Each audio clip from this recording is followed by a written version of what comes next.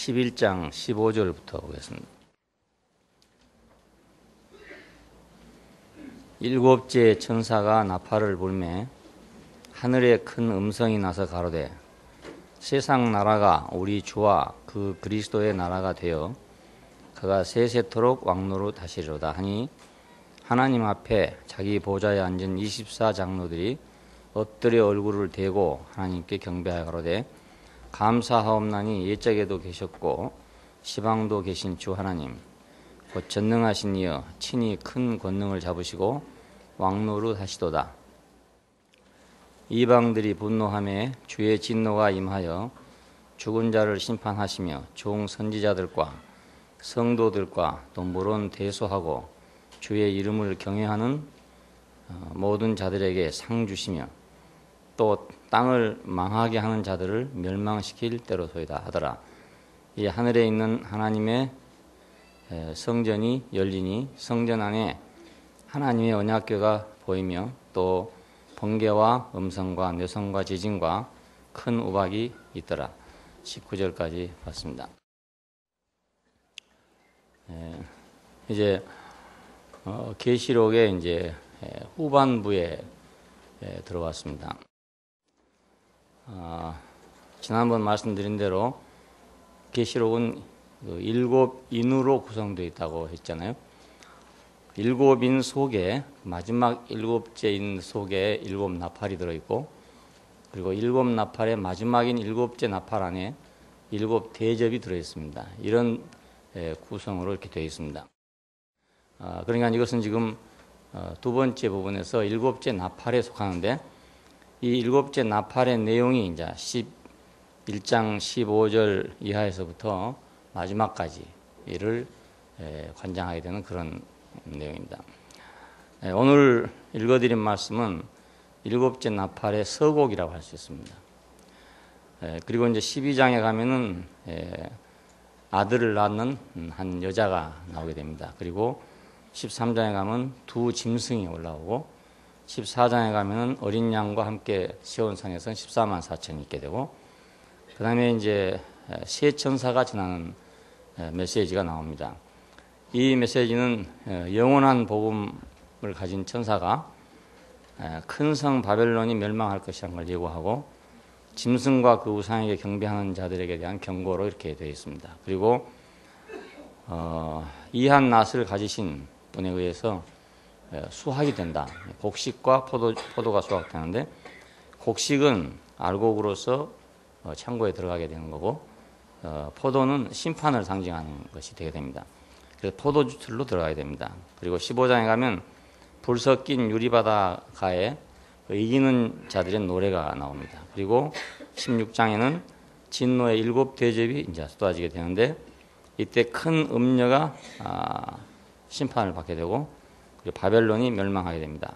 그런 다음에 19장에 가면 어린 양의 혼인잔치가 있고 그 다음에 백마를 탄 분과 그를 따르는 군대가 나오고 그 다음에 우리가 잘 아는 천년왕국이 전개되고 여기 다음에 이제 크고 흰 보좌에서 마지막 심판이 있게 되고 그 다음에 새 하늘과 새 땅 안에 새 예루살렘이 열리게 그렇게 되어 있습니다.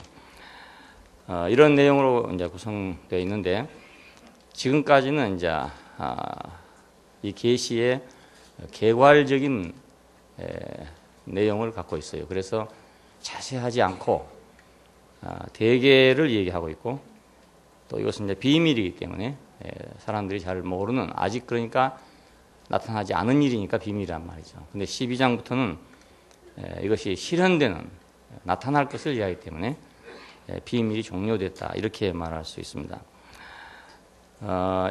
지금 11장 15절 이후에 일어날 사건의 그 중심은 세상 나라가 그리스도의 나라가 된다 하는 그런 내용입니다. 우리 이걸 이제 염두에 두고 성경을 읽으시고 또 보시고 하길 바랍니다. 일곱째 나팔의 서곡은 15절부터 19절까지 나팔을 불었다 이렇게 되어 있는데 나팔을 불었단 말은 이제 어떤 깨우는 것이고 경고가 되기도 하고 또 선포가 되기도 하고 그런 의미를 갖고 있습니다. 하늘에서 큰 음성이 났다 이랬는데 하늘에서 큰 음성이 났다고 하는 말이 성경에 그렇게 많이 있지 않고 몇 번밖에 없어요. 그 모세가 산에서 돌비의 말씀을 받을 때 그때 큰 음성이 났다 이렇게 되어 있습니다. 이게 중요한 거죠. 두 돌판을 받을 때니까. 그리고 이제 계시록에 와서 이렇게 큰 음성이 났다. 근데 큰 음성이 성전으로부터 나왔다. 이런 말씀이 나오고 있어요.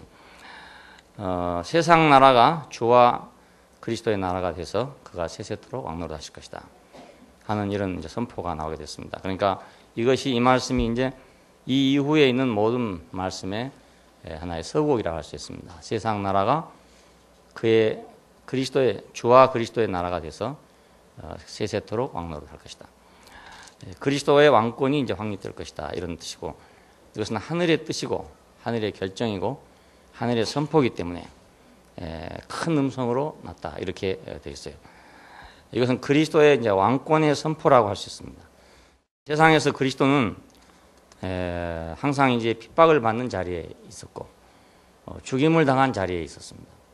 왜냐하면 그 아담이 타락함으로 인해서 그 세상은 그 아담을 타락하게 한 자에 의해서 아담과 더불어서 이루어져 있기 때문에 그 하늘로부터 온 자 하나님의 아들은 그 세계에서 늘 핍박을 받을 수밖에 없게 되어 있는 거죠. 가령 공산주의가 승리한 나라에서는 뭐 자본주의를 하던 사람이 핍박을 받는다든가, 또 자본주의가 승리한 나라에서는 공산주의가 핍박을 받는다, 이런 건 당연한 일이잖아요. 그와 마찬가지입니다. 사탄이 주권을 잡는 세상에서는 그 하나님의 아들들과 하나님의 종들은 당연히 핍박을 받는 것이 되죠. 요한계시록은 이제 이것을 뒤집어져서 핍박을 받던 자가 왕노릇 하게 될 것이다, 이것을 얘기하는 것입니다. 오늘 우리의 소망은 이렇게 이제 멸시받고 핍박을 받던 그 한 운명이 그리스도로 말미암아서 이제 역전돼서 다시 왕권을 잡는다 하는 것이 우리 그리스도인의 소망입니다. 하나님 백성의 소망입니다. 이것을 제1부에서는 이제 대략을 얘기했고, 제2부에 오면 상세하게 어떻게 그것이 이루어지는가를 우리에게 보여주고 있는 겁니다. 창세기도 이렇게 기록됐어요. 창세기 1장을 보면 하나님이 사람을 창조했다 하는 것이 대략 기록되고, 2장에 가면 상세하게 기록되어 있습니다. 성경은 모두 이런 방식으로 기록이 되어 있어요. 어느 성경을 여러분이 읽으시든지 맨 첫째 장을 읽으면 그 첫째 장 속에 다음에 있는 모든 장들이 많든지 적든지 간에 그 전체가 다 들어있어요. 그리고 다음 장부터 그것을 상세하게 풀어나가는 방식입니다. 이런 방식으로 되어 있어요. 첫째 장만 잘 읽으면 다음 장들을 이해하기 쉽죠. 계략을 다 이해놨으니까 항상 이런 방식으로 되어 있습니다. 우리가 쉬운 것부터 알고 그 다음에 어려운 것을 알아가야 되거든요. 근데 어려운 것부터 알고 하려고 그러면 이제 어렵습니다. 성경을 공부하는 많은 사람들이 이 뒤에 세세한 항목을 가지고 그걸 가지고 이제 연구를 하고 있기 때문에 어디로 가는지를 모르고 연구를 하는 것이죠. 우리도 마찬가지로 그렇습니다. 그러니까 무엇을 말하려고 하는 것인지가 첫 번째 있고, 그 다음에 그걸 이제 설명하는 것이니까 항상 무엇을 말하려고 하는가가 가장 중요한 문제죠. 그래서 사람들이 뭐 천당이 있느냐 없느냐, 뭐 어느 교리가 맞느냐 틀리냐, 어디가 정통이냐 이단이냐, 이런 데 모두 정신을 곤두세우고 있어요. 근데 거의 곤두세우고 있을 것이 아니고 하나님이 왜 사람을 지었는가, 이걸 먼저 알고 다음을 봐야 알 수 있을 건데, 하나님이 왜 사람을 지었는가를 모르고 보니까 이거 해답이 안 생길 수밖에 없잖아요. 하나님이 사람을 지으신 목적은 당신의 형상을 따라 당신의 모양대로 지어서 당신을 표현하는 대리자가 되게 하기 위해서 만들었으니까, 하나님의 영원한 목표는 사람의 성육신에 있습니다. 사람이 하나님의 말씀으로 인해 가지고 변화되는 데 있단 말입니다. 그래서 그 변화된 사람으로 말미암은 한 사회가 이 땅 위에 이루어지고, 그 사회가 세상을 지배하는 거기에 목표를 갖고 있어요. 자, 이러한 이상이 성경을 통제하고 있는 이상입니다. 그러니까 오늘 우리가 무엇을 듣든지 무슨 말을 듣든지 또 무슨 일을 당하든지 항상 이 원칙의 통제를 받아야 합니다. 자기 인생에도 그렇죠. 내 인생에도 이런 일도 생기고 저런 일도 생기는데 이 인생을 어떻게 해석할 것이냐, 뭘 갖고 해석할 것이냐, 어떤 잣대가 있어야 해석할 거 아니겠어요. 기준이 없이 해석하니까 조선시대는 조선시대 기준으로 해석하고 고려시대는 고려시대 기준으로 해석하고 이런 식으로, 자본주의에서는 자본주의 기준으로 해석하고 공산주의에서는 공산주의 기준으로 해석하고 이렇게 된단 말이에요. 그러니까 이제 시끄럽게 되는 거죠. 메가더 동상을 철거하자. 이건 어디서 무슨 잣대로 지은 것이냐 그러면 그 공산주의적인 잣대로 지은 거죠. 적화 통일이 안 돼서 억울한 사람들의 잣대로 된 거란 말입니다. 그러니까 그 사람은 아주 나쁜 사람이죠. 그 사람만 아니었으면 뭐 한 달도 못 가서 이 나라는 다 적화됐었습니다. 낙동강 최후 전선이 무너져 버리면 부산까지 가는 길은 금방 뭐 2, 3일이면 다 가버릴 수 있는 길이었습니다. 근데 그것을 만회해 놓은 사람이거든요. 완전히 역전시켜 놓은 사람이거든요. 그러니까 정말 철천지한이죠. 김일성으로 본다 할 것 같으면 참 그놈만 없었으면 내 세상이 되는 건데 이렇게 생각 안 했겠습니까? 그러니까 우리가 이제 적화 통일이 안 되는 걸 참 큰 다행으로 생각한 사람에게는 그 사람은 큰 은인이죠. 그렇지 않겠어요? 만일 그 전략이 성공하지 못했고 그런 엄청난 전략이 이루어지지 않았다면 우리는 지금 다 어떻게 됐겠냐 이겁니다. 그런 시각에서 보게 되면 이 사람은 우리 민족의 영원한 은인이 되는 거고, 적화 통일을 해야 됐는데 하는 그 입장에서 본다면 이건 영원한 원수가 되는 겁니다. 그냥 그걸 철거하자는 명분은 뭐 양민 학살이 있었고 어쩌고 했으니까 한다니, 그건 다 구실에 불과합니다. 전쟁하는데 그 정도 없는 전쟁이란 거 없습니다. 전쟁하면서 아주 법을 다 지켜가지고 하는 전쟁이란 건 이 세상에 있을 수가 없습니다. 그냥 그건 하나의 구실이고, 그냥 어느 잣대로 재나했다 이렇게 틀려져 버립니다. 그러니까 우리가 하나님의 통제하는 이 잣대, 사람을 만든 이유는 사람을 하나님의 대리자가 되게 하려는 것이다. 근데 그것이 개인적으로가 아니고 단체적으로, 그래서 하나님을 대신하는 하나의 사회가 돼야 되는데 그 사회가 되려면 사람이 변화돼야 된단 말입니다. 거기에 이제 이 성경 전체의 통제하는 이상이 들어있어요. 그러니까 우리가 이걸 가지고 성경을 봐야 되고 내 인생을 볼 때도 그렇게 봐야 되는 거죠. 우리가 예수를 따르는 것은 이 통제하는 이상을 따르는 것입니다. 그러니까 내한테 무슨 일이 일어났느냐, 이 일이 뭐 잘 되냐 못 되냐, 이게 옳으냐 그르냐, 누가 잘했냐 누가 못했냐, 여기서 이걸 해석할 것이 아니라 하나님이 나를 어떤 사람을 만들려고 이렇게 하는 거냐, 나를 어떤 사람을 만들려 하며 나를 어떤 사회적 인간으로 만들려고 하는 것이냐, 여기에 우리의 통제하는 이상이 있어가지고 그걸 가지고 해석해야 된단 말입니다. 성경은 모두 역사를 해석함에 있어서 선지자들이 하나님은 절대로 그 나라를 이 땅에 세운다고 하는 그 원칙을 가지고 성경을 모두 해석하고 있습니다. 그러니까 바벨론은 이런 나라고 메데파사는 이런 나라고 히람 로마는 이런 나라고 이런 식으로 해석하는 이유가 모두 다 어디에 있냐면 그 통제하는 이상 때문에 그런 것입니다. 역사를 보는 관점이 그렇게 된 거죠. 자, 그러니까 오늘 우리도 역사를 보는 관점과 내 역사를 보는 관점을 거기다 둬야 되죠. 저도 제 인생을 해석함에 있어서 이 원칙이 딱 들어오고 나니까 제 인생이 해석이 확 된단 말입니다. 이 원칙이 없을 때는 이게 해석이 안 돼요. 나는 왜 어려서 재수가 없이 병이 걸렸을까? 해석이 안 된단 말입니다. 평생 제가 온전한 건강을 갖지 못하고 그냥 뭐 정말 간신히 살아가는 거예요. 간신히 살아서 지금까지 살았다는 것이 기적이에요. 그러니까 이것을 하나님이 나를 어떤 사람을 만들려고 이랬구나라는 그 이상 안에서 보게 되면 이래서 이렇게 되었구나라고 해석이 돼요. 근데 그렇지 않고 다른 잣대를 가지고 해석하면 나는 재수 없었다, 이렇게밖에 안 되는 거예요. 뭘 하다가 망했는데 망한 것도 마찬가지예요. 딴 사람은 다 잘 됐는데 나는 왜 망했을까? 이거 해석이 안 된단 말입니다. 나는 나대로 잘했는데 말이죠. 자기대로 잘못한 사람은 아무도 없습니다. 다 자기대로 잘합니다. 최선을 다하고. 근데 망했단 말이에요.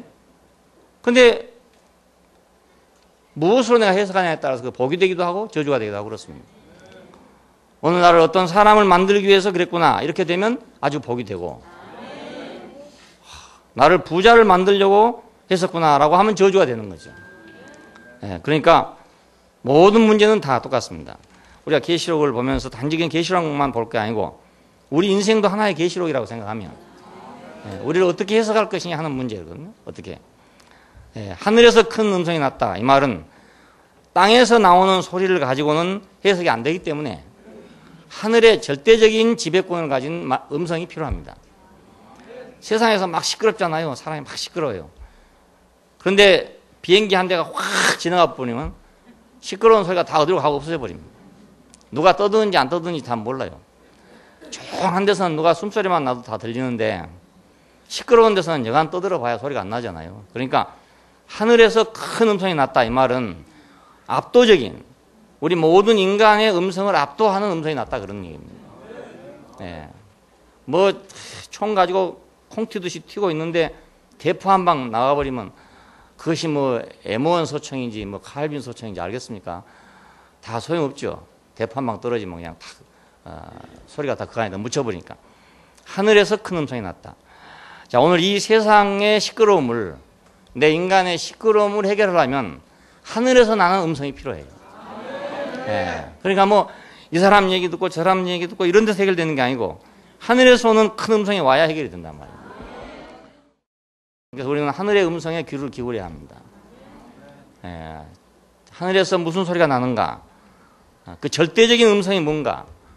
그래서 내 인생을 해석할 때도 내 인생에서 절대적인 것이 뭔가라고 찾으면 아주 간단해져 버려요. 절대적인 것이 뭔가? 이걸 빼놓고 내가 찾으면 이것도 이렇고 저것도 저렇고 이건 이래야 되고 저건 저래야 되고 한없이 복잡하다고요. 근데 절대적인 명제 앞에 딱 서면 아주 단순해져 버려요. 우리 교회도 그렇죠. 우리 교회도 시끄러우려면 한없이 시끄러운 거예요. 시끄러운데 이 절대적인 명제 앞에서 조용해지는 겁니다. 예, 우리는 왜 왔는가? 이 단순한 문제에서 다 해결되는 거예요. 나는 왜 여기 있는가? 하는 문제에서 해결돼요. 주님이 나를 왜 불렀는가?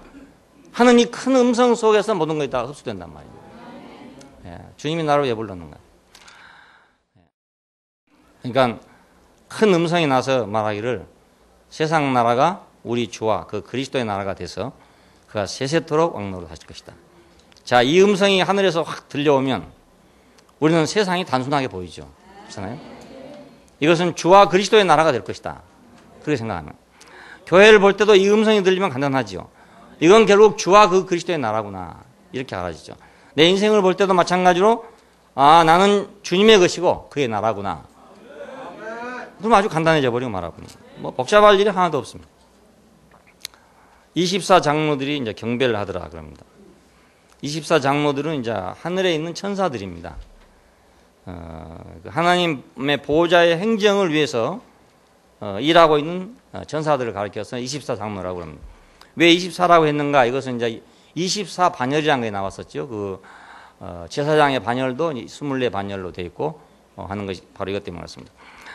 감사하옵나니 옛적에도 계셨고 시방도 계신 주 하나님 곧 전능하신 이여 친히 큰 권능을 잡으시고 왕노릇 하시도다. 이방들이 분노함에 주의 진노가 임하여 죽은 자를 심판하시며 종 선지자들과 성도들과 또 물론 대수하고 주의 이름을 경외하는 자들에게 상 주시며 땅을 망하게 하는 자들을 멸망시킬 때입니다. 이런 이제 경배를 드리더라 겁니다. 자, 왜 감사하다 했는가 하면은 자기들이 지금 장로권을 가지고 있지만 사실은 한쪽 장로권입니다. 하늘에만 있으니까 땅은 아직 지배를 하지 못했기 때문에 하나님의 왕권은 반쪽 왕권이에요. 반쪽 왕권. 온전하지 못하고요. 지금 우리나라의 대통령의 그 권한은 한반도의 반에 국한되잖아요. 북한에는 안 간단 말입니다. 그러니까 반밖에 없는 권한이듯이 자, 미국의 대통령이 전 세계를 지배했어요. 근데 과거의 냉전하에서는 반밖에 지배를 못했죠. 왜냐하면 공산주의 세계에는 영역이 안 가니까, 명령이 안 가니까, 영향력이 안 가니까. 네, 그러니까 반밖에 없는 권세예요. 그래서 세상에서도 이제 절대적인 권세를 장악하려고 모두 그렇죠. 지금 이제 초강대국으로서 미국이 등장을 했습니다. 소련이 붕괴되고 난 후에 초강대국으로 등장했기 때문에 형식상으로 본다면 이제 일체제로 바꿔진 셈이라고 볼 수 있죠. 그렇지만 아직도 중국은 공산주의고 북한도 공산주의고 이런 상태에 놓여 있습니다. 그런데 24 장로들이 비록 하나님 보좌에서 행정을 하고 있다 할지라도 아직 하늘밖에는 영향을 미치지 못하는 상태에 있는데 왜 감사합니다 하냐면 이제는 땅에 영향을 미치게 됐다. 땅으로 내려오게 됐다. 이걸 얘기합니다. 감사합니다. 옛적에도 계셨고 시방도 계신 주 하나님 곧 전능하신 이. 이런데 옛적에도 계셨고 시방도 계시고 장차 오실 자 늘 이렇게 돼 있어요. 근데 여기는 시방도 계시고 하고는 장차 오실 자란 말이 없습니다. 왜 그러냐 하면 24 장로들은 장차는 없을 자들입니다. 자기들은 장차는 없을 거예요. 왜? 땅의 왕권이 확립되면 그 말은 그리스도의 왕권이 확립되면 인권이 확립돼 가지고 인권 안에서 하나님 나라가 이루어지게 되면 하늘에 있는 24 장로들은 이제 후퇴하게 된다 그 말입니다. 예, 그래서 장차는 없어질 사람들입니다. 없어질 천사들입니다. 지금은 있지만 그러니까 지금까지는 말하지만 장차는 말할 수 없는 것 같아요. 예, 자기는 지금 믿고는 장차는 없을 거니까. 오늘 그 세상을 지배하고 또 영계를 지배하고 있는 모든 어떤 힘들이 있는데 그 힘들은 잠시 있다가 끝날 것입니다. 그것이 선한 입장에서든지 혹은 악한 입장에서든지 이건 잠시 있다가 끝날 것들에 속합니다. 왜냐하면 그리스도와 그 나라가 오게 되면 이런 일들은 다 끝나야 될 일들이기 때문에 예. 악도 끝나지만 선도 끝나야 되는 것이기 때문에 예. 그래서 영원한 세계 안에서는 인권이 완전히 회복돼서 창세기 1장 26절과 같이 우리 형상을 따라 우리 모양대로 사람을 만든다 했던 그 이상과 같이 이 땅 위에 하나님과 사람의 왕국이 이루어진다 그 말입니다. 예, 그래서 주 하나님과 전능하신 이여 친히 큰 권능을 잡으시고 왕노릇 하십니다. 이런 뜻입니다. 하시리로다, 하시도다. 예, 앞으로 할 것이란 말이 아니고 이미 왕권을 잡았습니다. 이런 뜻입니다. 큰 권능을 잡으시고 왕노릇 하십니다. 이방들이 분노하며 주의 진노가 임하여. 이것은 이방들은 열방들을 가르쳐 말하는데 그 열방들이 당연히 감사합니다 이래야 할 건데 예, 분노한다 이거죠. 격분한다. 왜? 자기들의 지금 집안이 흔들리니까 그리고 자기들의 나라가 없어지게 되니까 격분한다 이런 뜻이거든요. 격분하니까. 그러니까 주의 진노가 임했다 그겁니다. 만일에 이방들이 아무리 지금까지 잘못했다 하더라도 그 하나님의 영원한 왕권, 그리스도로 인한 영원한 왕권이 이 땅에 내려올 때 다 손들고 환영하면 지금까지는 몰라서 그랬다 하는 걸로 다 해결할 수 있어요. 몰라서 그렇다. 그런데 그 왕권이 내려옴에도 불구하고 격분한다. 그러면 마땅히 멸망을 받아야 안 되겠습니까? 네.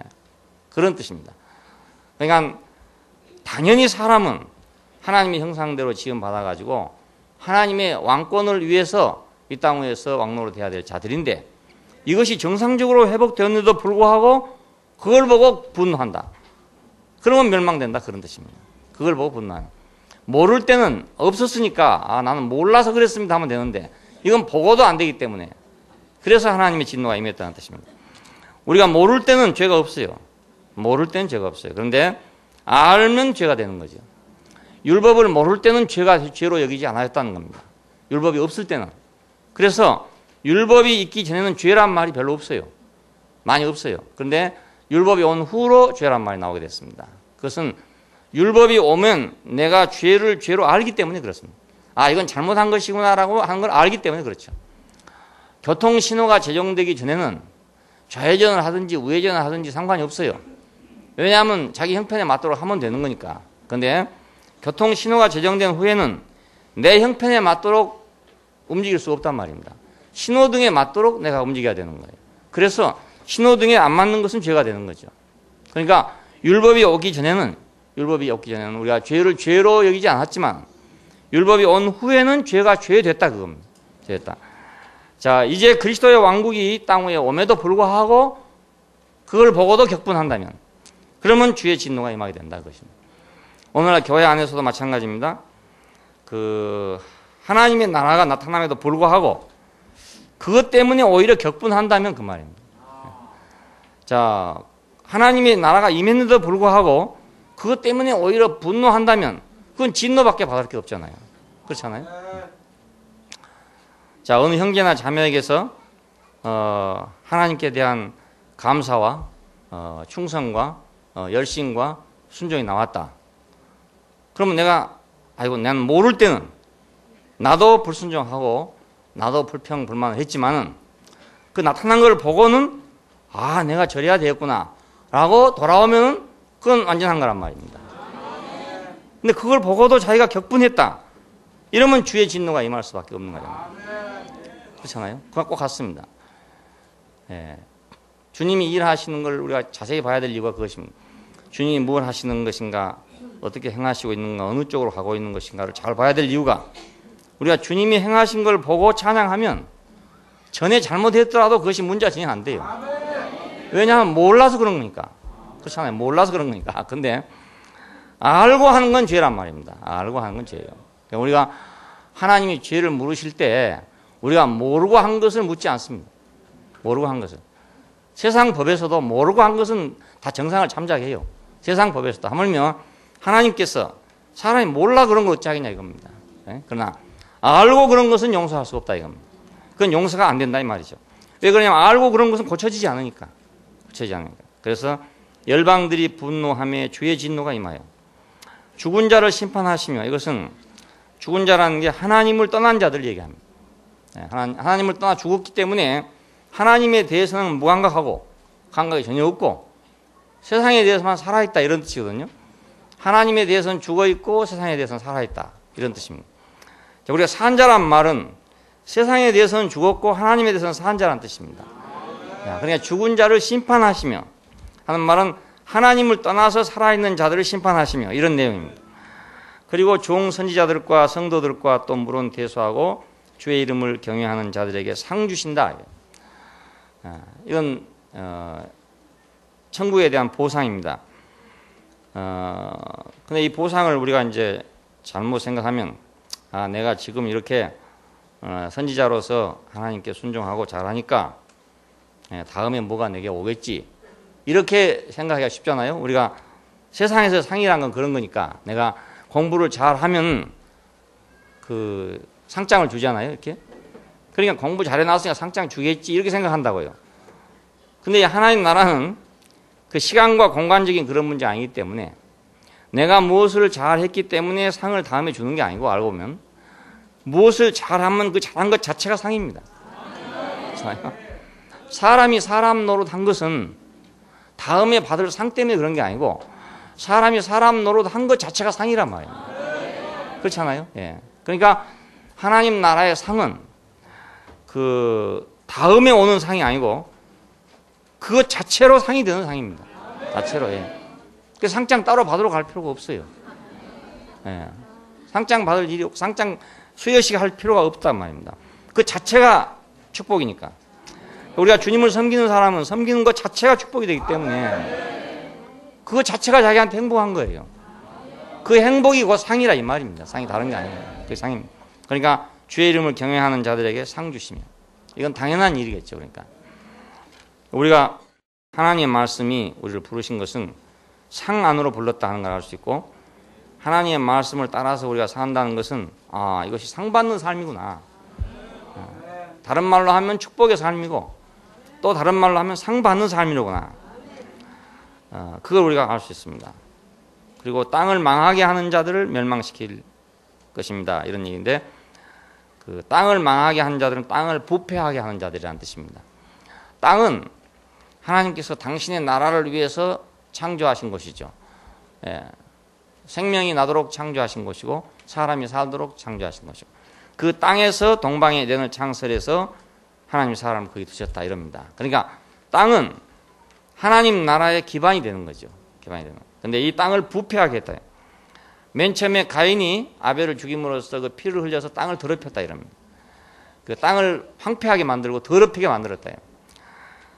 땅을 망하게 하는 자들은 누군가? 이것은 바로 사탄과 그를 따르는 자들이잖아요. 예, 그러니까 하나님의 땅을 부패하게 하는 자들이 그렇게 그 부패한 것처럼 부패하게 될 것이다 이겁니다. 망하게 한 것처럼 망하게 될 것이고 멸망하게 한 것처럼 멸망하게 될 것이다 이런 뜻입니다. 같은 단어입니다. 땅을 망하게 하는 자들을 멸망시킬 때입니다. 그러니까 우리가 하나님의 땅을 더럽히면 그 사람 자체가 망하는 사람이 되어버립니다. 예, 그래서 가인이 갈 곳이 없어서 유리하게 되잖아요. 땅에다가 피를 흘렸기 때문에 땅이 더럽혀졌어요. 부패하게 됐단 말입니다. 그럼 가인이 갈 데가 없는 겁니다. 그래서 가는 곳마다 나를 죽일 것입니다. 이거예요. 그럼 나한테 그래서 하나님께서 그렇지 않게 하기 위해서 표를 줬다 이렇게 되어 있습니다. 예, 가인은 그 이후로 땅에서 유리하는 자가 됐어요. 자기가 이제 누가 꼭 자기를 죽일 것 같기 때문에 어디를 가든지 자기가 어떻게 하면 내가 안 죽을꼬 하는 생각을 가지고 살아가고 있습니다. 어떻게 하면 안 죽을꼬. 자, 어떻게 하면 안 당할꼬. 어떻게 하면 내가 무시를 안 당할꼬. 이렇게 하고 산다 그 말입니다. 그것이. 자, 이거 참 피곤한 일이잖아요. 여러분 해보셨으면 알겠지만. 예. 누가 나를 괴롭게 안 하는가, 누가 나를 욕하지 않는가, 누가 나를 뭐 하지 않는가. 여기 둘러싸이면 사람이 못 살거든요. 예, 정신과 환자들이 그렇잖아요. 확 둘러싸여가지고 누가 자기를 항상 잡으러 온 것 같단 말이에요. 그 한방에서 그렇게 말하고 있어요. 누가 자기를 잡으러 온 것 같다. 잡으러 온 것 같다. 그러니까 가인이 바로 그런 사람이었죠. 왜? 자기가 살아야 할 땅을 더럽혔기 때문에 그 땅에서 자기는 유리하는 자가 되고 만단 말이에요. 유리한 자. 그래서 가인의 후손이었던 라멕은 하는 말이 그 가인의 벌이 7배라면 자기에게 오는 건 77배다 이런 말 합니다. 이 말은 가인을 해치는 자가 벌을 7배를 받는다면 보복을 받는다면 나를 해치는 자는 77배의 보복을 받을 것이다 이런 뜻입니다. 그 세상은 계속 보복에 보복을 낳고 그렇게 왔어요. 예, 우리가 무협지 읽어보면 계속 보복의 역사잖아요. 그래가지고 뭐 어떻게 하다가 뭐 어린애 하나가 거기서 빠져나와가지고 커서 뭐 도사 밑에 가가지고 뭐 배워가지고 뭐 칼잡이가 돼가지고 막 기상천외한 무사가 돼가지고 나와가지고 다시 예? 그 원수를 갖고 그 다음에 뭐 유유히 사라진다 이런 얘기가 예. 그냥 그 중국 사람들이 그런 걸 만들고 좋아한 것은 중국 역사가 그렇게 복잡하기 때문에 그런 것 같아요. 그래가지고 막 뒤죽박죽 했잖아요. 초한시대랑 삼국시대를 찌려가지고 전쟁이 많고 뒤집어지고 막 금방 이 땅이 됐다가 저 땅이 됐다 이렇게 하는 그런 세상 속에 살아왔기 때문에 아마 그런 문제가 생긴 것 같아요. 그리고 이제 그런 문제가 많이 생기고 그런 소설들이 많이 생기다 보니까 야 이건 원수 갚아봐야 별거 없구나. 원수 갚고 가봐야 자기 혼자 그냥 처량하게 그냥 유유히 사라지는 거구나. 뭐 이런 것들을 알아서 중국 사람들이 만만때가 되는지도 모르죠. 예, 뭐 갚아봐도 그거고 안 갚아봐도 그거다. 뭐 이런 식으로 이제 살아가게 된 사람들이 됐는지도 모르겠어요. 그 사람들은 뭐 정치범이나 이런 사람들은 안 죽이잖아요. 그냥 좀 가둬놨다가 뭐 힘없어지면 내보내버리고 이렇게 하게 됩니다. 역사가 오래됐기 때문에 아마 그런 것 같아요. 근데 우리는 아직도 그 교훈을 잘 못 배웠는지 기어코 새 사람이 나오면 옛날 것은 다 없애버리려고 생각해요. 예, 아주 없애버리려고 생각해요. 그래서 우리나라 역사가 보존이 잘 안 되고 있습니다. 예, 고려가 일어서면 신라 걸 없애버리고 신라가 일어서면 백제 걸 없애버리고 전부 불태워버리고 완전히 초토화 시켜가지고 아무것도 안 남게 만들어버렸어요. 조선 왕조가 들어오니까 또 고려 걸 다 없애버리고 지금도 그래요. 지금도 이 당이 집권하고 있다가 다른 당이 집권하면 옛날 당이 하던 것은 다 싸그리 이제 없애버리고 또 다른 놈이 나오면 또 다른 놈이 또 그러고 계속 그런 식입니다. 그래서 역사 없애기 아주 명수라. 예. 역사랑 그냥 놔둬야 교훈이 될 거 아닙니까? 잘한 것이든지 못한 것 그대로 놔둬야 교훈이 되고 역사를 왜 보존하냐면 교훈을 위해서 보존한 거란 말입니다. 나쁜 건 나쁜 것대로 보존해놔야죠. 그래야 계속 보고 있을 거 아닙니까? 그걸 보면서 오고 오는 세대 이 사람은 이렇게 교훈을 받고 저 사람은 저렇게 교훈을 받을 거 아닙니까?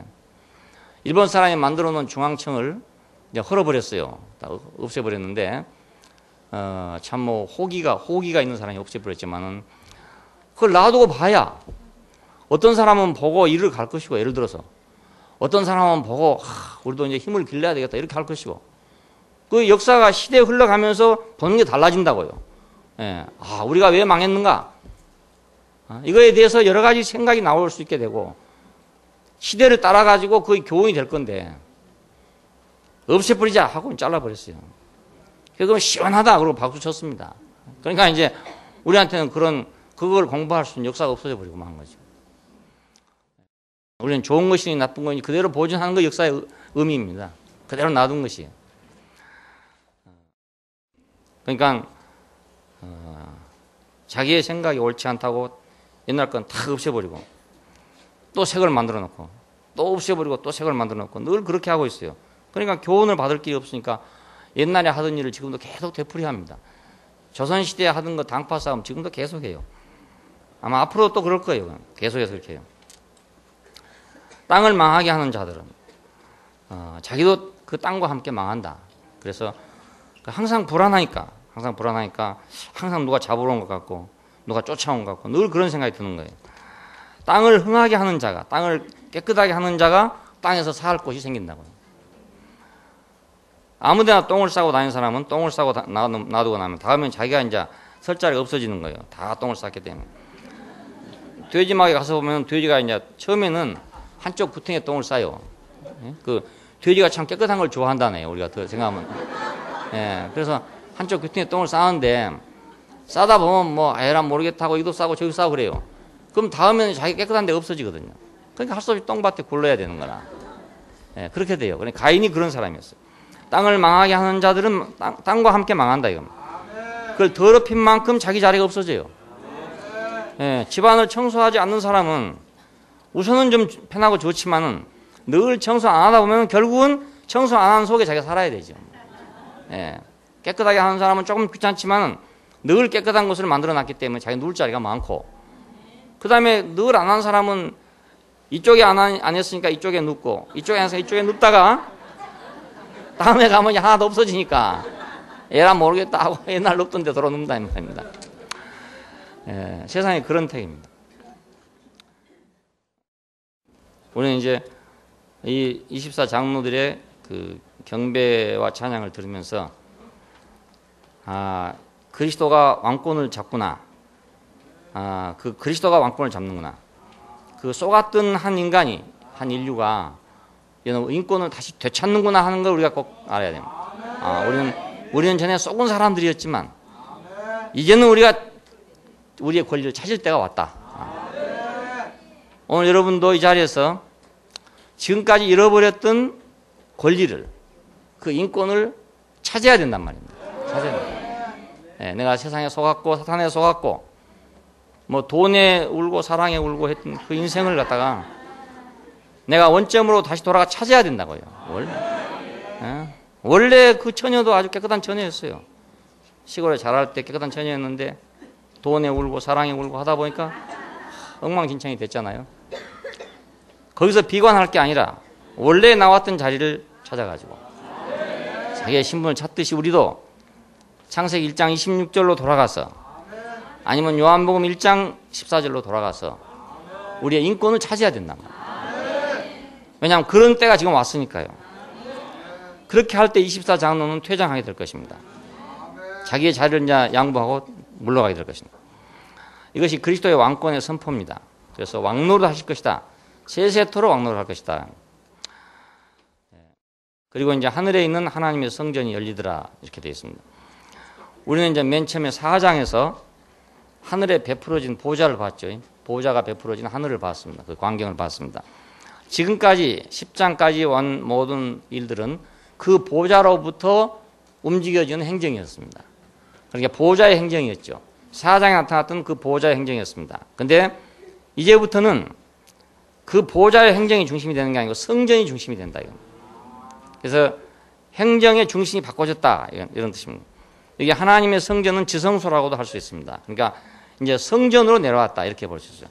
그러면 하늘에 있는 보좌에서 이제 땅에 있는 성전이 되는 거죠. 그렇지만 아직은 땅에 성전이 없단 말이죠. 그래서 하늘에 있는 성전입니다.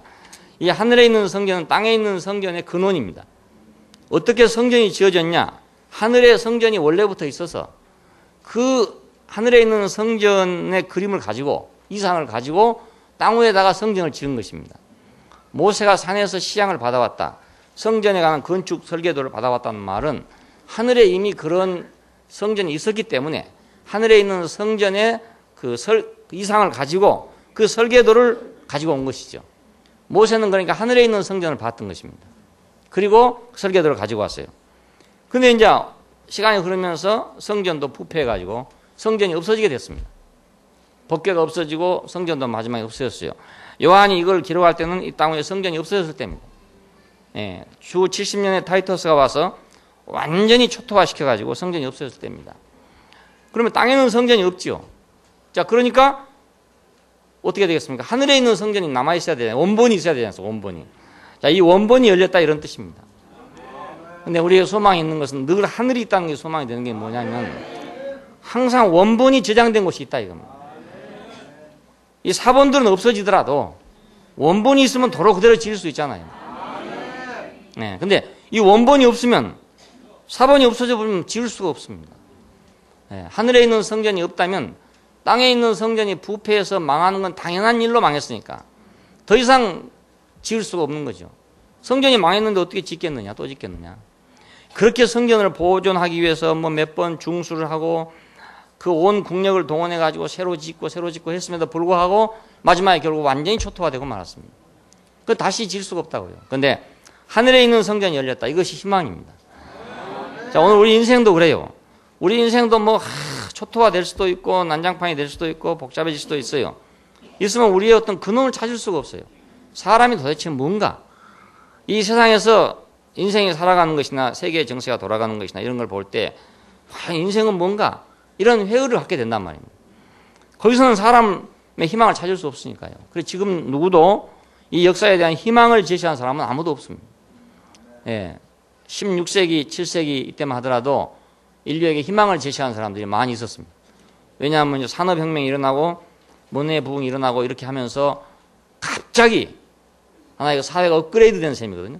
그냥 막 급속도로 발전하는 걸 보고 야, 인류에는 이런 희망이 있다 이렇게 생각했던 겁니다.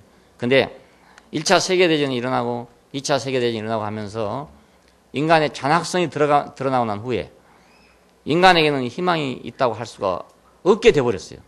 그래서 지금은 누구도 인류에 어떤 희망이 있는 것을 제시할 수가 없습니다. 그냥 살아보자 이러고 그냥 돈을 벌자. 그래서 남에게 지면 안 되겠다 이거지 어떤 나라가 있다, 어떤 세계가 있다는 걸 제시할 수가 없습니다. 공산주의가 마지막에 이걸 제시했다가 결국 실패를 했죠. 70년 만에 무너지고 말았습니다. 자, 왜? 하늘에 있는 나라가 없기 때문에 그렇습니다. 하늘의 나라가 없기 때문에. 근데 우리는 하늘에 있는 것이 있기 때문에 항상 땅이 아무리 요동치더라도 하늘에 있는 것이 있기 때문에 그것만 열리면 우리는 또다시 지을 수가 있는 거예요. 예, 우리 인생도 그렇습니다. 우리 인생도 내 인생이 다 망했고 어디로 갈지는 모르고 이런다 할지라도 하늘에 있는 내 인생, 그러니까 원래 하나님 안에 있었던 나, 그렇잖아요? 우리 형상을 따라 우리 모양대로 사람을 만들려 했을 때 그때 나, 그것이 있으면 나는 회복할 수가 있어요. 그것만 있으면 나는 회복할 수 있어요. 왕자가 뭐 그런 얘기 있잖아요. 그 어떻게 험하게 돼가지고 그냥 나가서 거지가 돼버렸다 이겁니다.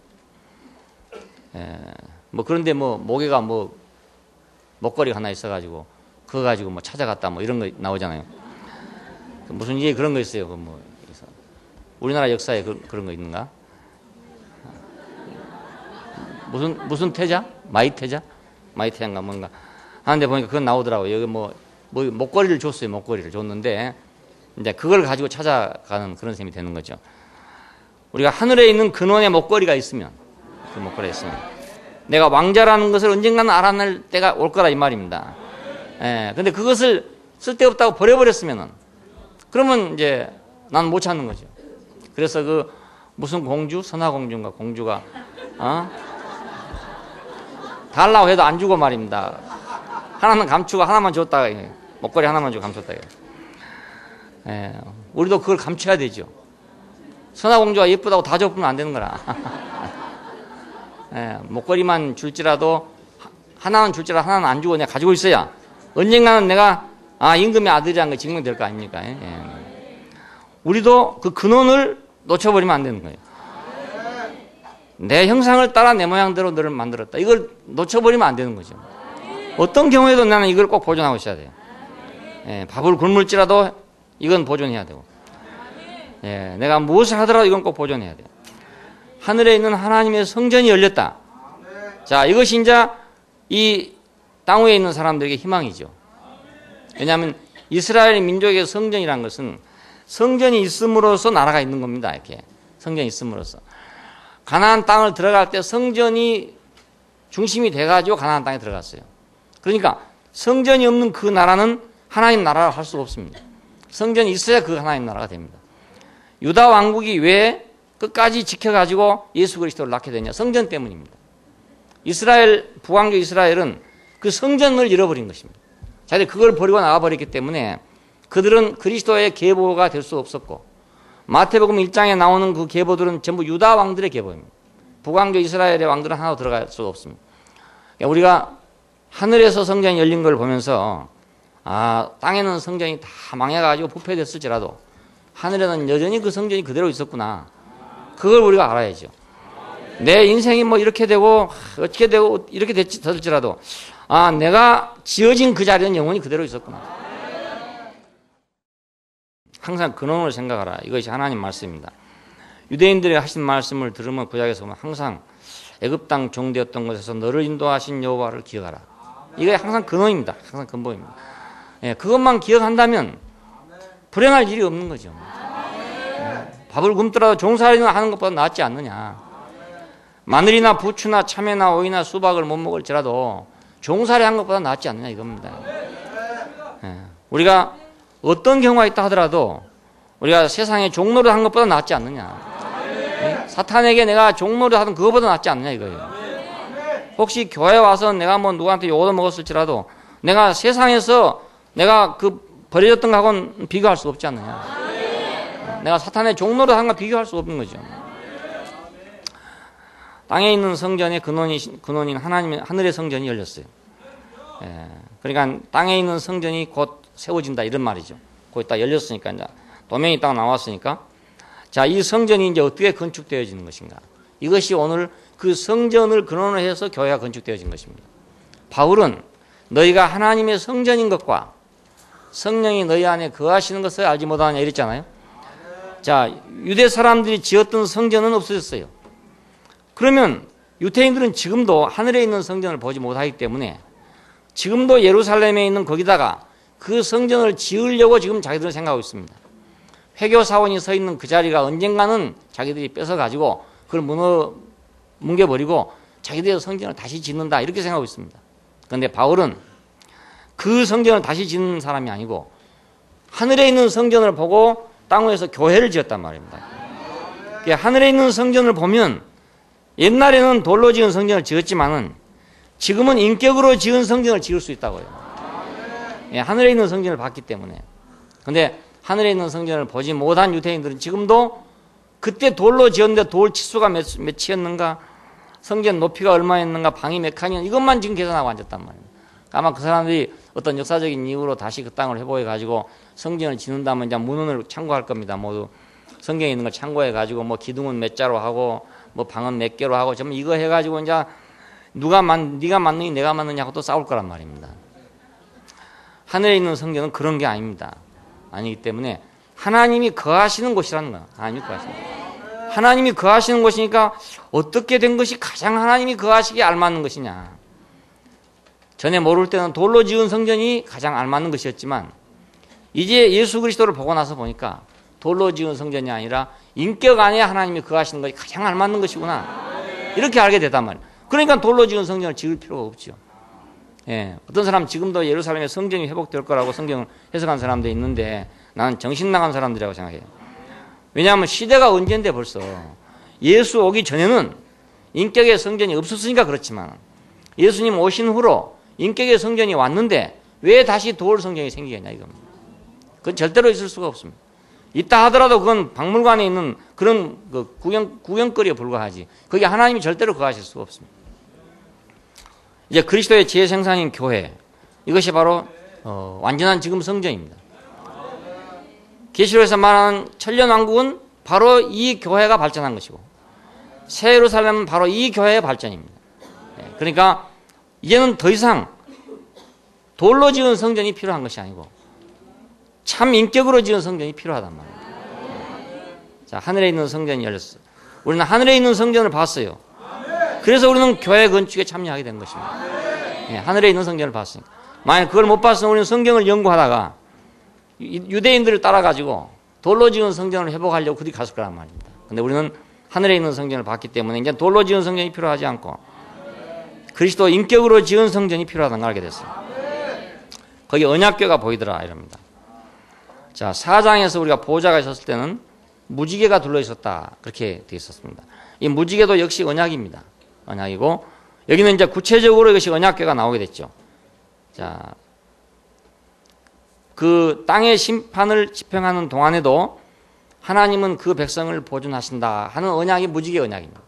노아에게 약속할 때 그랬잖아요. 이제 다시는 내가 물로 심판하지 않을 것이다. 그리고 구름 속에서 무지개가 뜬 걸 보거든 내가 너와 세운 언약을 기억해라. 그러니까 이 땅이 망할 때라고 하더라도 나는 그 무지개를 통해서 너를 구원하겠다는 약속을 지킬 것이다. 그런 말이었습니다. 자, 계시록 4장에서 이제 보좌에 무지개가 둘러 있었다 하는 말은 바로 그때를 상기하고서 하는 말이니까 땅이 멸망할지라도 땅에 심판이 집행될지라도 나는 내 백성을 보존하실 것이다. 그걸 보여준 겁니다. 근데 여기서 이제 언약궤가 보이더라. 그럽니다. 언약궤가 있는 성전이 보였다. 자, 이것은 단지 그 백성을 환난 중에서 보호하신다는 차원에서 떠나가지고 이는 그것을 건져가지고 하나님의 나라 건축을 하겠다. 이런 의미입니다.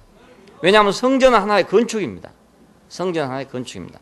그냥 무지개, 그건 단순한 그냥 개괄적인 언약이지만은 성전의 언약궤, 이것은 건축을 의미하기 때문에 자, 11장 이후에, 12장 이후에는 이제는 건축을 향해 가는 것입니다.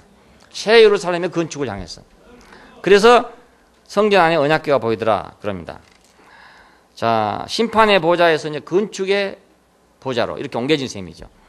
4장에 있는 보좌는 심판이 주된 것이었기 때문에 심판 중에서 내가 너희를 보존하겠다 하는 것이고, 자, 11장 이후에서 나오는 이 성전의 그 언약궤는 내가 내 나라를 세우겠다, 내 집을 짓겠다 하는 것에 대한 언약입니다.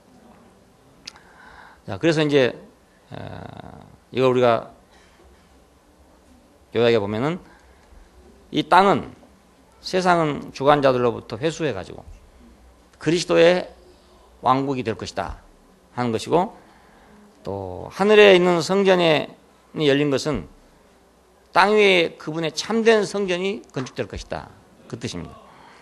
그리고 언약궤이신 그리스도가 바로 이 성전의 재료가 될 것이다, 이걸 우리에게 보여주고 있고, 번개와 음성과 뇌성과 지진과 큰 우박이 나더라 이랬는데, 이 번개는 하나님이 임재할 때, 그리스도가 임재할 때의 모습을 표현할 때 항상 번개라는 방식으로 표현했어요. 인자의 임함도 이러할 것이다 할 때도 동이 서에서 번쩍임 같이 인자의 임함도 이러할 것이다 이렇게 말했죠. 출애굽기 19장에 보면은 그 이스라엘 백성 앞에, 모세 앞에 나타났던 하나님도 마찬가지로 번개 속에서 그런 말이 나오게 됩니다. 자, 그냥 번개와 음성과 뇌성과 지진과 우박이 났다는 말은 이것은 하나님의 의지가 확정됐다, 이걸 이제 선포하는 것입니다. 마지막에 뭐 탁 지금 때리면 국회의장이 뭐 이렇게 하면은 다 됐다 이 말 아닙니까? 결정됐다 이런 뜻으로. 번개, 음성, 뇌성, 지진, 우박 이래가지고 딱 됐다 이런 뜻이에요. 그러니까 그렇게 의사봉을 딱 때렸다 이런 뜻입니다. 이제 우리는 하나님의 경륜의 중심이 하늘에 있는 보좌에서 성전으로 옮겨왔다. 자, 건축으로 옮겨왔다 이런 말입니다. 오늘날도 이 땅에 보면 그렇잖아요. 하나님을 믿는 사람들이 많아요. 믿는 사람들이 많은데 이 믿는 사람들이 어디로 가야 되냐면은 건축을 향해서 가야 돼요. 근데 이 건축이 없기 때문에 그냥 믿는 사람들로 머물러 있어요. 믿는 사람들로. 이것은 하늘에 있는 보좌의 통치를 받고 있다 이런 뜻입니다. 그 성전 안에 있는 언약궤의 통치를 받고 있는 게 아니고 보좌에 있는 무지개의 통치를 받고 있다 이런 그런 뜻과 같습니다. 그러니까 오늘 우리 교회의 사명은 뭐냐면 이 세상에 흐트러져 있는 하나님의 백성들, 그러니까 아직 건축에 들어오지 못하고 있는 백성들에게 자, 하나님 보좌에서 성전으로 옮기는 것이죠. 예, 성전을 보여줌으로써 성전의 건축 안으로 옮기는 거란 말이에요. 자, 이것은 장차 하늘로부터 땅으로 옮기는 걸 말합니다. 건축이 돼야만 땅으로 옮겨집니다.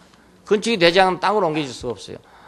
그 모세가 산에서 봤던 식양은 하늘에 있는 식양이었습니다. 그걸 모세가 만일 보지 못했더라면 땅 위에는 하나님의 통치가 없어요. 근데 모세가 그걸 봐가지고 땅으로 옮겨왔기 때문에 하나님의 통치는 땅 위에 임했던 것입니다. 마찬가지로 오늘 우리도 하늘에 있는 보좌만 봐서는 안 되고 하늘에 있는 보좌에서 땅으로 이제 내려와야 된단 말이에요.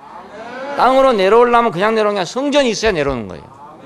예, 성전 없이는 하나님이 내려올 수가 없어요. 그래서 땅 위에 성전이 건축돼야만 하나님 그 안에 오실 수가 있습니다. 오늘 우리는 하나님을 모시기 위해서 지금 건축을 하는 거죠. 예, 그렇게 생각하면 돼요. 하나님을 모시기 위해서 우리 건축을 해야 된다. 어떤 사람들은 기도를 해서 자기 속에다가 하나님을 모시려고 애쓴 사람이 많이 있어요. 기도해서 자기 속에다 하나님을 모신다고 모셔지겠습니까?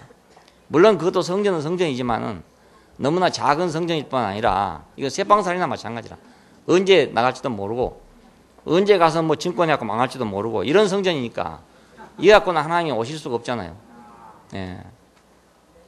그래도 온전하게 땅 위에 건축된 성전이라야 거기 오실 수가 있지. 그 요동하는 그 성전에 오실 수가 없잖아요. 하늘의 보좌에서 땅에 있는 성전으로 옮겨온다. 자, 오늘 하나님의 경륜은 이제 하늘에서 땅으로 옮겨온다. 땅으로 옮겨오기 위해서는 뭐가 필요하냐? 성전이 필요하다 이겁니다. 자, 그 성전은 무엇이 성전이냐? 돌로 지은 그것이 성전이냐? 그것이 아니고 오늘 그리스도의 인격으로 지어진 교회가 곧 성전이다 그 말입니다. 자, 하나님의 행정은 그렇기 때문에 이제 땅에 와서 교회 안에서 그 행정이 집행되고 교회를 통해서 세상을 심판하게 될 것입니다. 우리가 아무리 하나님이 땅을 심판하고 싶어도 땅이 완화가다 할지라도 교회가 그걸 집행할 수 있는 능력이 없으면 아무 권세가 나갈 수가 없어요. 예, 교회가 온전해져야만, 교회가 진실해져야만, 그래야만 세상이 심판이 되지. 교회가 없이는 심판이 될 수가 없는 거잖아요. 예, 그래서 성전이 완성될 때 비로소 땅은 이제 하나님 것으로 완전히 회복되게 될 것이다. 그겁니다. 성전의 보좌. 그래서 이제 16장에 가면은 성전의 보좌 이렇게 나옵니다. 자, 하나님의 보좌, 그러니까 보좌에서 성전으로, 하늘에서 땅으로, 하늘의 보좌에서 땅의 성전으로 이렇게 바꿔졌죠. 그런데 16장에 가면 성전의 보좌로부터 이렇게 나옵니다. 성전의 보좌로부터. 그리고 22장에 가면 하나님과 어린 양의 보좌로부터 이렇게 나와요. 자, 이건 이제 둘이 하나 됐다 이런 뜻이거든요. 하늘에서 땅으로. 그 다음에 그렇다고 해서 그냥 하늘은 하늘대로 땅은 땅대로 있는 거냐? 그렇지 않고 하늘과 땅이 하나 돼서 하나님과 어린 양의 보좌로부터 생명수의 강이 흐르더라. 이게 마지막 보좌입니다. 자, 이 보좌는 이건 하늘에 있는 것도 아니고 땅에 있는 것도 아니고 이건 오직 어린 양 안에 있는 것이다. 그 인격 안에 있는 것이라는 걸 우리가 볼 수 있어요. 그때는 이제 땅도 없어지고 하늘도 없어질 것입니다. 왜 하늘이 종이축에 말려든 것처럼 말려가 버렸냐? 옛 하늘과 옛 땅이 왜 없어졌냐? 그것은 새 하늘과 새 땅 안에는 어린 양과 하나님과 어린 양이 보좌가 되기 때문에 그렇습니다. 예. 그때는 다시는 하늘이니 땅이니 이런 말을 안 할 거다 이겁니다. 왜냐하면 하나님은 하늘에 계신다 이렇게 말하지 않을 것이고, 그죠? 왜? 이제는 하늘이 필요 없으니까. 우리가 지금까지 생각해왔던 그 하늘이 필요가 없게 됐으니까 하늘에 하나님 계신다 이렇게 할 필요가 없게 됐다고 말입니다. 어린 양이 그 보좌가 되시기 때문에 하나님은 인격 안에 계시지 땅도 아니고 하늘도 아니라 이겁니다. 지금까지 하늘과 땅이란 건 하나의 상징적인 것에 불과했습니다. 참으로 하나님이 계신 곳은 인격이었단 말입니다. 그리스도의 인격이었어요. 그러니까 이제 인격은 이건 하늘도 아니고 땅도 아니죠. 알고 보면 그렇잖아요. 땅에 살고 있지만은 땅이 아니고 하늘에 속하지만 또 하늘도 아니고 이 인격은 하늘과 땅이 필요 없는 하늘과 땅, 옛 하늘과 이 땅에 물러가고 남을 것이 이 인격만 남다 이런 말이니까 오늘 우리가 자세히 우리 인생을 생각해 보면 우리는 땅에서 나가지고 하늘의 음성을 들었습니다. 그래서 지금 우리가 이제 하늘의 성분으로 젖어져 가고 있는 그런 중입니다. 그러나 지금 아직은 우리는 땅도 있고 하늘도 있고 그렇죠. 내 인생 속에 지금 아직도 땅도 있고 아직도 하늘도 있고 그렇습니다. 예? 젖어 들어오는 중이니까. 그래서 우리 교회 형제들 이렇게 보면 아직도 땅이 있습니다. 여기 땅이 있어요. 그러니까 그 땅에 속한 것들이 많이 나와요. 예, 그런가 하면 또 어떤 때는 하늘에 속한 것이 나와요. 그러니까 저거 분명히 땅인데 오늘 말한 거 보니까 하늘이네. 예. 그래서 어떤 사람은 그걸 보고 야 저거 엉터리다. 뭐 말만 저렇게 하는 것이다. 이렇게 할 수도 있고 그래. 그런가 하면 또 어떤 사람은 또 맨 땅에서만 기는 사람도 또 있어요. 그래도 땅에서만 기는 것보다는 가끔 한 번씩이라도 그래도 하늘의 소리가 나오는 게 안 나왔습니까? 왜 그러냐면 가끔이라도 한 번씩 나온 것은 젖어들어가고 있다 그 말이거든요. 아직은 지금 땅도 있고 하늘도 있어요. 근데 어느 날인가 가면 이제는 땅도 안 보일 것이고 하늘도 안 보일 것이고 오직 하나님과 하나인 한 인격만 보일 거라 이겁니다. 그날까지 좀 오래 참고 기다리시길 바랍니다. 기도하십시다. 감사하신 아버지 하나님, 애굽 땅 종되었던 곳에서 당신의 백성을 불러냈듯이 오늘 우리가 사탄에게 사로잡힌 자리에서 우리를 불러내 주시고 우리가 알지 못하는 여행을 하게 하셔서 하늘에서 땅으로 오시고 땅에서 하늘로 가신 당신의 이 오고 가심을 통해서 우리 인생을 바꾸시고 이제는 하늘도 아니고 땅도 아닌 한 지점 안으로 당신 안으로 그리스도 안으로 아들 안으로 우리를 부르신 것을 감사합니다.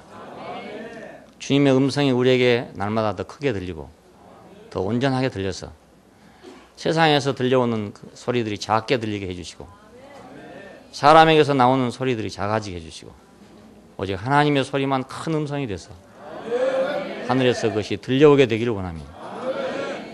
하늘에 있는 성전이 우리 앞에 분명하게 열려서 우리가 지어야 할 집에 대한 모형을 우리가 정확하게 볼 수 있게 해주시기를 원합니다. 하늘에 있는 내 인생이 보여져서 땅 위에서 내 인생이 어떻게 지어져야 할 것인가를 알게 하여 주옵소서.